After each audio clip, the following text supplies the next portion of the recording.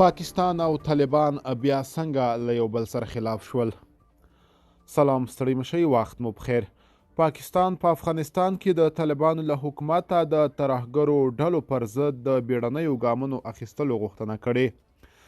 په پاکستان کې د امنیتي پیښو له زیاتېدو سره هممهاله د دغه هیواد د بهرنیو چارو وزارت یو ځل بیا په افغانستان کې د طالبانو له حکومته د ترهګرو ډلو په خلاف د بیړنیو او مؤثر اقداماتو غوښتنه کړې ده. د پاکستان بهرنیو چارو وزارت ویاندې ممتاز زهرا بلوچ په خپل اونیز کنفرانس کې ویل دوی د افغانستان له چارواکو غواړي چې د ترهګرو ډلو مشران پاکستان ته وسپاري.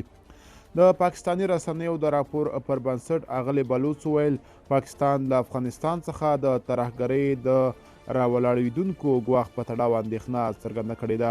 په افغانستان کې د طالبانو حکومته تر اوسه د پاکستان د بهرنیو چارو وزارت تازه غوښتنو ته کوم غبرګون نه دی ښودلی، خو وړاندې په ځلونو د پاکستان چارواکو دا ادعا وي چې ګنې د پاکستاني طالبان تحریک غړي یا مشران دي افغانستان کې وي رد کړي دي. وړاندې د طالبانو حکومت ویان ذبیح الله مجاهد BBC سره خبرو کې ویلي وو غوښتنه یې دا ده چې په پاکستان کې کیدونکي امنیتي پیښې دې په افغانستان پورې نه تړل کیږي. د یادونې ده چې پر افغانستان د طالبانو له بیا ځلې واکمنۍ وروسته افغانستان کې د طالبانو حکومت او پاکستان ترمنځ اړیکې ترنګلې شوې دي.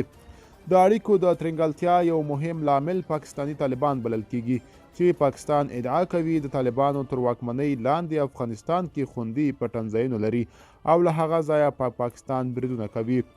خو په افغانستان کې د طالبانو حکومت TTP د پاکستان کورنۍ ستونزه ګڼي او په افغانستان کې د ترهګرو ډلو د شتون په تړاو د پاکستاني چارواکو څرګندونې بې بنسټه بولي.